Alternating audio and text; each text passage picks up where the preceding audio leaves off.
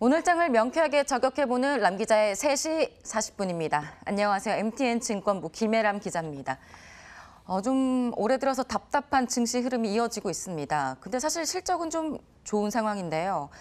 지난주에 한국거래소에서 국내 코스피와 코스닥 상장사들의 실적에 대한 분석 자료를 내놨습니다. 올해 상반기 코스피사들의 실적은 사상 최대치였습니다. 지난해 우리 증시가 박스피를 벗어날 때를 좀 기억을 해보면요. 이 사상 최대 실적이 나오니까 함께 주가도 뛰어오르면서 박스피를 나왔었는데요.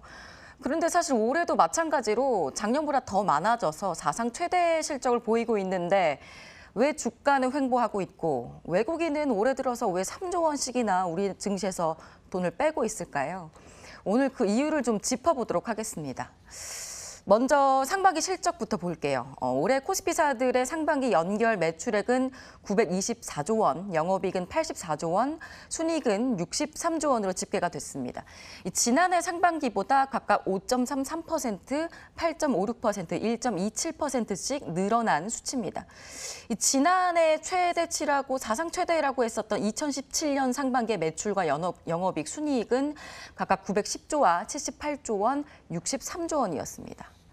그런데 이제 상반기가 아니라 2분기를 좀 떼어서 보면 좀 분위기가 달라집니다. 매출은 소폭 증가한 반면 영업이익과 순이익은 감소하면서 실적이 둔화가 됐는데요.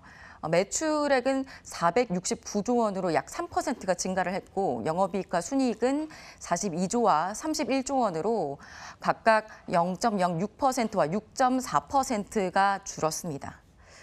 주가는 미래를 선행하죠. 올해 상반기는 실적이 최대치가 나왔지만 1분기에 비해서 2분기 실적에서는 둔화된 모습이 나왔듯이 시장은 과연 우리 코스피사들의 성장 동력이 앞으로도 이어질 것인가에 대한 의문을 제기를 하고 있는 겁니다. 성장성이 떨어지니까 주가도 함께 횡보하는 셈이죠. 그렇다고 해도 유독 코스피가 이 글로벌 증시 흐름에 비해서 더 횡보장을 보이는 것들이 좀 두드러진 것 같습니다. 미국 증시는 역대 최장 강세장을 기록했다는데 우리는 그 수혜를 못 받을까요? 미중 무역 갈등의 당사자인 중국을 제외한 다른 나라들을 주가를 보면 사실 그렇게까지 나쁘진 않은데 왜 사상 최대 실적을 올렸다는 코스피는 오르지 않는 걸까요? 이 첫 번째 이유는 방금도 비슷하게 말씀을 드렸듯이 이익 기대감이 떨어지기 때문입니다. 이 SK증권에서 글로벌 국가들의 이익 기대감을 분석한 자료가 나왔는데요. 좀 그래프를 보시도록 하겠습니다. 이 선진국들의 이익 기대감이 가장 높은 반면 보이시나요? 검정색 그래프가 선진국인데 이 신흥국에 대한 저 빨간색 그래프가 보면 이익 기대감이 가장 낮습니다. 아래로 좀 내려가고 있는데요. 라틴 아메리카 지역도 이익 기대감 사실 좀 낮은 상황이었는데 최근에 유가 상승에 힘입어서 이익 기대감이 빠르게 좀 회복되고 있는 그런 상황입니다. 다음 장을 보시면요. 한국 증시와 또 다른 나라들과의 증시를 비교한 그래프를 보도록 하겠습니다. 이 한국에 대한 이익 기대감이 글로벌 국가 중에서 가장 낮은 수준입니다. 미국은 우상향하고 있고 일본과 영국도 좀 좋은 흐름을 보여주고 있는데 아시아 주요국을 좀 보면요. 중국과 우리나라, 필리핀에 대한 미래 이익 기대감은 아래로 내리꽂아지고 있습니다. 우리나라만 또 따로 보면은 환율이 가파르게 상승하면서 수출업체들의 3분기 실적에 긍정적 영향을 미칠까 이런 생각도 했었지만 최근 들어서 환율도 일부 좀 안정세를 찾아가고 있는 모습입니다. 한국만 보면 저 검정색이 한국 그래프인데요. 많이 이익 기대감이 떨어지고 있는 것을 볼 수가 있습니다.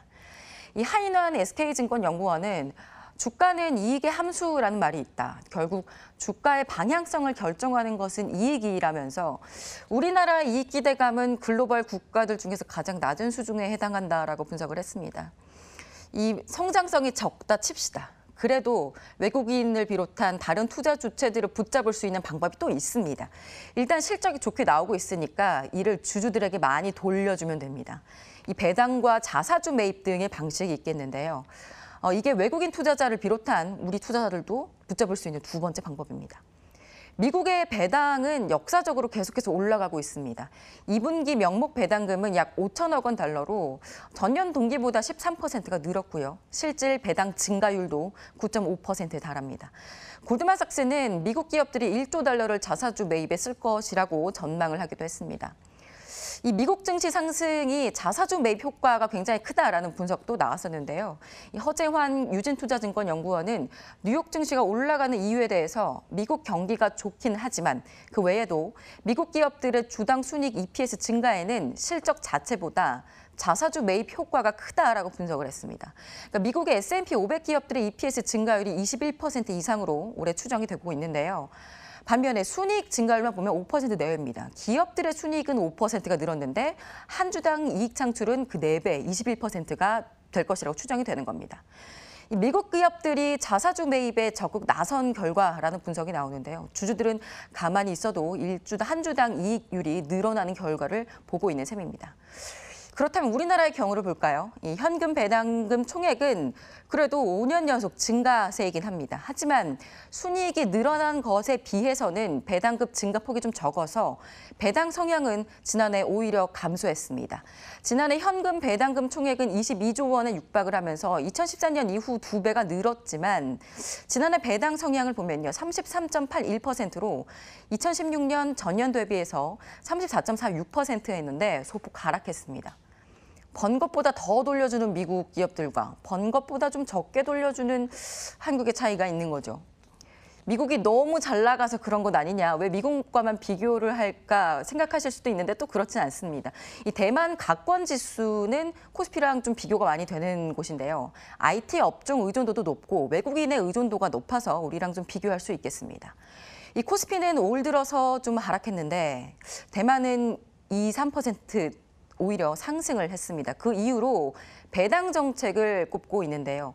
대만의 배당 수익률은 4%입니다. 우리나라는 2.1% 정도인데 2.1%라고 하면 3년물 국채 금리보다도 낮은 수준입니다. 한국의 코스피 밸류에이션이 낮은 건 한두 해의 일이 아닙니다. 이경민 대신증권연구원은 한국의 경제와 산업구조 문제, 또 낮은 기업 효율 때문에 글로벌 대비 25.4%가 디스카운트 받고 있다라고 추정을 했습니다. 외국인 투자자든 어떤 주식 투자자든 끌어들일 만한 매력 지수가 떨어진다는 건데요.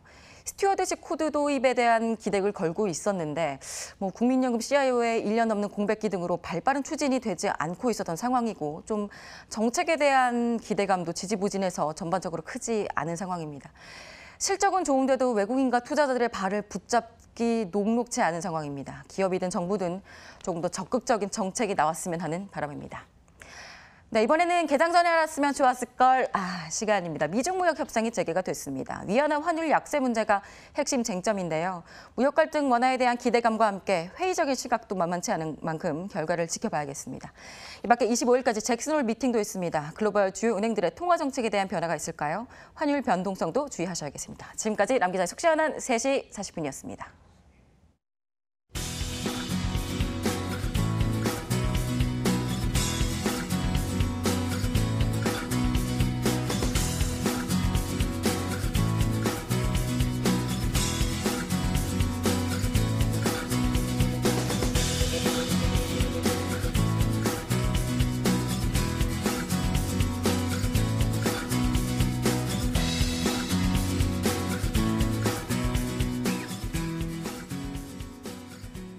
미국과 중국 사이의 이 무역 관련 협상이요. 이 매끄럽게 진행되지는 않은 모양입니다. 오늘 오후에 또 이 서로의 상대국 그 수입품에다가 추가적으로 관세 25% 더한다라는 얘기까지 전해지는데 그럼에도 불구하고 우리 주식시장은 또 상승세를 키워놨죠.